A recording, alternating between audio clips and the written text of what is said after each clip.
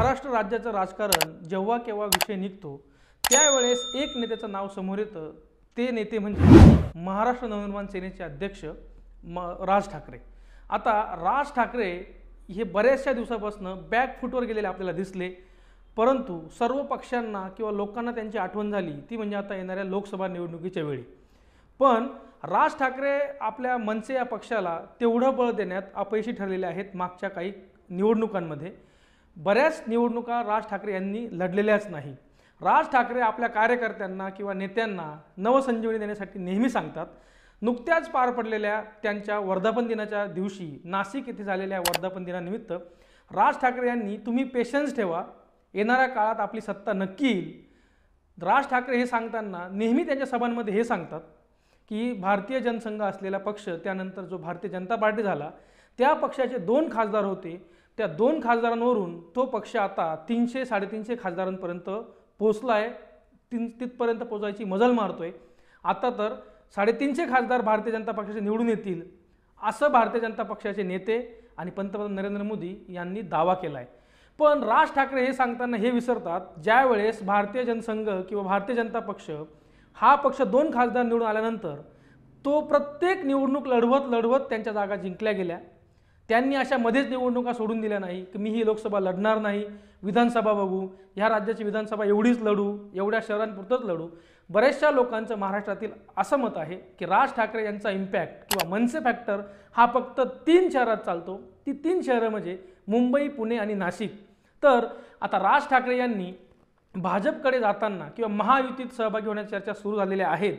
त्यासाठी राज ठाकरे यांचं म्हणणं आहे की आम्हाला 3 लोकसभेच्या जागा लढवण्यासाठी द्या, त्यात दक्षिण मुंबईची 1 जागा, नाशिकची 2री जागा आणि शिर्डी लोकसभा मतदारसंघ अशा 3 लोकसभेच्या जागा राज ठाकरे यांचा मनसे पक्ष मागतोय। पण भारतीय जनता पक्ष त्यांना नेमक्या कोणत्या जागा देईल आणि त्यांच्यात नेमकी काय चर्चा झाली आहे हे येणाऱ्या काळात समजेल। पण भारतीय जनता पक्ष आता सत्तेत आहे, 105 आमदारांचा असलेला पक्ष, सोबत एकनाथ शिंदे यांचे आमदार आहेत, त्यानंतर राष्ट्रवादी काँग्रेस पार्टी, फोडून आलेले अजित पवार हे देखील यांच्यासोबत असताना भारतीय जनता पक्षाला राज ठाकरे यांची गरज का?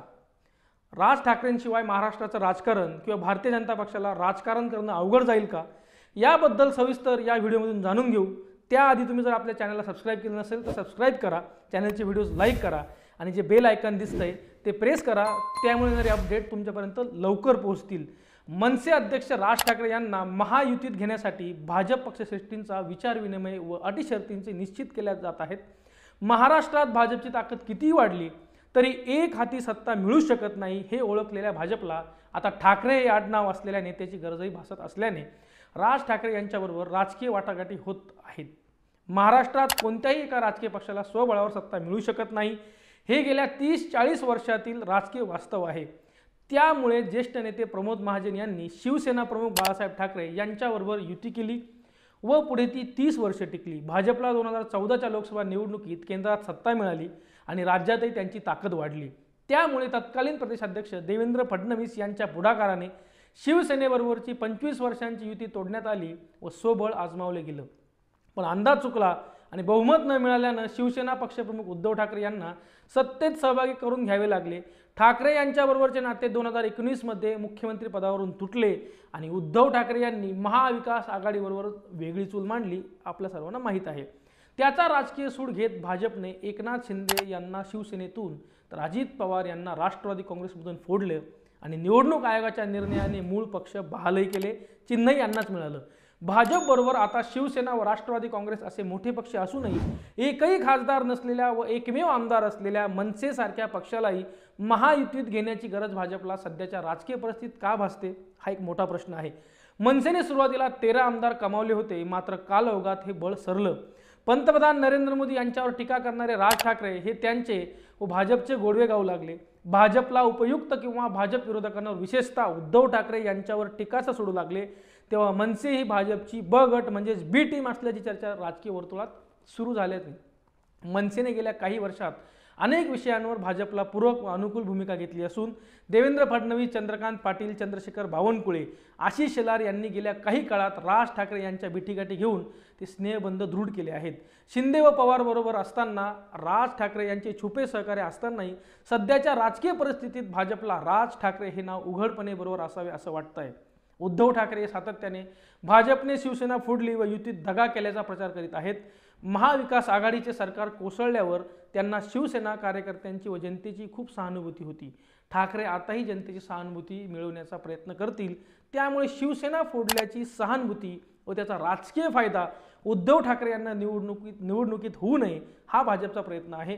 राज ठाकरे यांना युतीत घेण्यापेक्षा अनुकूल भूमिके स्वतंत्र ठेवणे भाजपला अधिक उपयुक्त वाटतंय। तरीही ठाकरे या आडनावाची पोकळी शिंदे भरून काढू शकत नसल्याने राज ठाकरे यांना उघडपणे बरोबर घेण्याबाबत विचारविनिमय सुरू आहे। त्याच राज ठाकरे यांची भूमिका ठरवली जाणार असल्याचं भाजपच्या बऱ्याचशा नेत्यांनी सांगितलंय। आता राज ठाकरे हे उद्धव ठाकरे यांच्यावरती टीका करतील।